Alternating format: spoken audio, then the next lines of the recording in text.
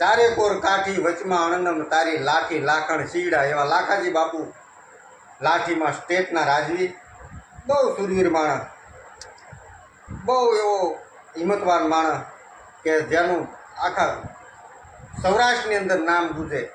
અને ચારે કોર વચમાં ચારે કોર કાઠીના રજવાડા, અને બી પણ એટલી બધી થાતી આવે તો છતાંય એની લાઠીને એક ટોચો કોઈ દિવસ ન થવા દીધો એવો અણનમ અડાભીડ પુરુષ એટલે લાખાજી બાપુ. અને એના જ એવા જબરા લોહીમાંથી પાકેલો હનુભાઈ, અને જેનું નામ લઈને આ વર્ષોથી જે ગામ ઊભું છે લીમડા અનુભાના તરીકે જે ઓળખાય છે હાલમાં, એવા અનુભા લીમડાને 5 ગામ ફટાયા તરીકે આપી અને રાજમાંથી ફટાયા તરીકે ઉતરેલા. હવે લીમડાની અંદર એકવાર ડાયરો ભરીને અનુભાઈ બેઠેલા. ઘટના એવી બની કે બાજુના ઘોબા ગામનો કાઠી એને એમ કીધેલું, એની બહુ રાડ હતી ફરતા ગામમાં, જ્યાં કોકના ઊભા મોલ હોય ચારી દે. અને પછી બન્યું એકવાર એવું કે અનુભા ડાયરો ભરીને બેઠા હતા. ડાયરામાં અનુભાઈ વચ્ચે એમ કીધું કે પીઠો ચાંદસુર ઘોબા ગામનો કાઠી મારા જેટલા મોલની અંદર એના ઘોડા ફેરવી દે એટલી જમીન હું દાનમાં દઉં. હવે આ વેણ એનાથી બોલાઈ ગયા, પણ પછી તો એને તો કેટલોય કાળ વીએ ગયો, એ તો એના મગજમાંથી વી ગઈ વાત આ હું બોલ્યો છું. અને પીઠા ચાંદસુરને મોઢે આ કડક વેણી કાઠી દરબારના મોઢે પહોંચ્યા. એને એમ છું કે મને આવું કીધું અનુભા લીમડાએ. અને એકવાર બરોબર લાગ જોઈને કાઠી તાજકો ભાઈ લીમડામાં. અનુભાનું સૈન પણ ગામમાં નહોતું, ખાલી 5 ઘોડા, 5 આયરો, 5 આયર સૈનિકો અને એક ભગા ભૂતૈયા નામનો એક સેનાપતિ, એને લઈને નીકળ્યા. અને લીમડાથી 2.5 ગામ ઉપર એક લાખાવડ કરીને ગામ છે, એ લાખાવડ ગામ આગળ ભેટો છો. અને પીઠા ચાંદસુરને આમે બટાજીથી બોલી, પણ સામના દાડા માણસો હતા, એ 100 જણાનું ઝુંડ હતું.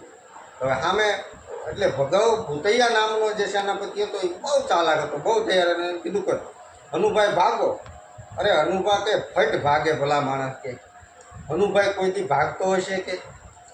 અરે પણ કે બાપુ ભાગો, હું તમને લાજવા નહીં દઉં.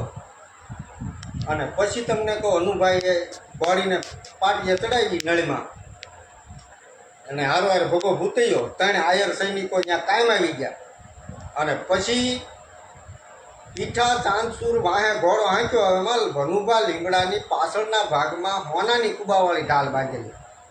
એ હોનાની કુબાવાળી ઢાલ બાંધેલી એટલે એના ઓલાના નજરમાં આવી ગઈ. અને એમ શું અનુભાને કીધું કે અનુભા છોડી નાખી ઢાલ, જીવતું રહેવું હોય તો. પણ એ ઢાલે અનુભાને બચાવી લીધા. નકર પીઠો ચાંદસુર જો ઢાલને જોવા ન રહ્યો તો અનુભાને માટીમાં મેળવી દે, એવી ઘટના બનવાની. અને પછી ભગા ભૂતે લાગ જોઈને અનુભા લીમડાને કીધું કે હવે બરછીનો ઘા કરો કે. અને વાહે નિશાન લેવાની તો કાંઈ જરૂર નહોતી, કારણ કે પીઠો ચાંદસુર વાહે નિશાન બનીને ઊભો હતો, હાંકડી નળેથી પડખે કોઈ ચડેવું નહોતું. અને અનુભા લીમડાની બરછીમાં એવી સાધના હતી કે તેથી સૌરાષ્ટ્ર પંથકની અંદર એવો કોઈ યુવાન નહોતો કે અનુભા લીમડા જેવી બરછી આંકી શકે એ વખતમાં. અને પાછળથી તમને કહું, એ બરછીનો આમ અવળા હાથે ઉલાળીને ઘા કર્યો અને પીઠા ચાંદસુરની છાતીમાં દીકરો હોહળવી નીકળી ગયો. અને આવી ઘટના જે બની. અને પછી તો સમય વ્યતીત થવા માંડ્યો. પછી એક દિવસ સવારમાં અનુભા લીમડા પોતે બેઠા બેઠા દાંતણ કરે છે. એમાં એક કણબી રાવ લઈને આવ્યો. હવે કણબી કીધું કે બાપુ મારો બાજરો માં ઘોડા ચારી ગયા. તે કે કોણ? અરે કે ભાવનગરનું કટક. અરે ભલા મને હોય નહીં, પણ કે શું થયું? તે કે એ જાત્રાએ જાતા હતા અને વળતા મારા દોથા જેવા બાજરાના ડૂંડા ભાળ્યા અને વચમાં જોગાણ કરવા હાટું ઘોડાને નાખ્યા. અને જોગાણ કરવા મારો બધો બાજરો ખવડાવી દીધો. અરે ભલા મને એમાં શું મૂંઝાઈ ગયો? એ તો ભાવનગરના દરબાર આપણો બાજરો કઢારે લઈ ગયા કહેવાય કે, એમાં તું શું મૂંઝાઈ ગયો? તારે કેટલો બાજરો તું ટેવતો તો હાલ મને કહેવાય કે બાજરો તો બાપુ 25 કળશી થાય એમ. તો તારે કેટલો રાજભાગ ને 12.5 કળશી થાય, 12.5 કળશી તારે આવે તો 12.5 કળશી આપણા કોઠારે તારે ભરી જાય. અને કણબી તમને કહું રાજીનો રેડ થઈ ગયો. એને એમ થયું કે ઓહો મારે તો કામ થઈ ગયું, રાજીનો રેડ થઈ. પછી એક દિવસ એ ખેડૂતનો બાજરો ઊભો મોલ ખવડાવેલો ભાવનગર દરબારે. એ બરોબર વાત એ અનુભાના મગજમાં રહી ગયેલી અને ખળાટાણું થયું.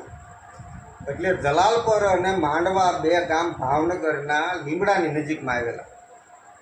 એ ખળાટાણું થયું એટલે અનુભા લીમડાએ ઘોડે આપી અને જલાલપર માંડવા જઈ અને તજવીજદાર જે બાજરો ભરતો હતો, બાજરો ઉઘરાવતો હતો જે રાજભાગનો, એને જઈને કીધું કે ભાઈ અમારો બાજરો તમારા ભાવનગર પાસેથી 300 કળશી લેવાનો છે. પણ કે બાપુ પણ કાંઈ નહીં, કે મારો બાજરો 300 કળશી લેવાનો છે, તું ભરી દેશ કે મારી આંખે ભરી લઉં. અનુભાની આંખમાં અટ્ટલ નિશ્ચય જોયો અને લાલ ઘૂમ આંખ જોઈ કે તજવીદાર વટકી ગયો કે હવે આમાં બીજું બોલાય નહીં. ગાડા પહોંચતા કરો છો કે મારી હાથે હું ભરીને પોગાડું. તજવીદારે 300 કળશી બાજરો લીમડા પહોંચતો કર્યો. બીજી બાજુ ભાવનગર દરબારને ખબર પડી કે અનુભાઈએ લીમડાથી 300 કળશી બાજરો ભરી લીધો છે. પછી ભાવનગર મહારાજે તેણ મોકલાવ્યું કે ભાઈ લીમડાથી અનુભાને હુલામણું નામ હવે કુંવર કહેતા તેથી લીમડામાં કુંવર તરીકે ઓળખાતા. કુંવરને ચોક ભાવનગર બાપુ મળવા બોલાવે છે, વજયસિંહજી બાપુ.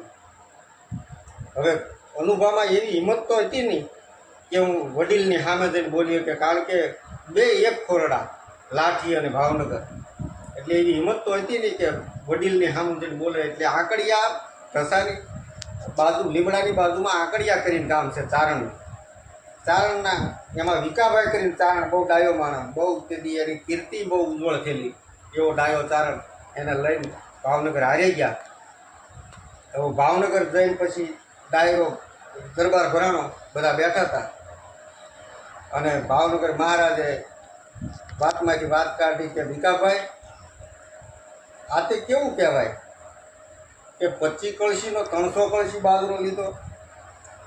કે ભાઈ એ તો તમારા કુંવર છે ને, કે એટલે 300 કળશી બાજરા લે એટલે એટલો તો લાડ કરે ને તમારી આગળ કુંવર, એટલા તો લાડ તમારી આગળ કરે ને. કે ભીકાભાઈ લાડની વાત તો બરોબર છે, પણ ઉંમર હોય એ પ્રમાણે લાડ સારા લાગે. ઉંમર વધુ થઈ જાય પછી આવા લાડ સારા ન લાગે. અને પછી ભીકાભાઈ ડાયો તારણ એટલે એને વાત કાઢી કે ભાઈ આ તો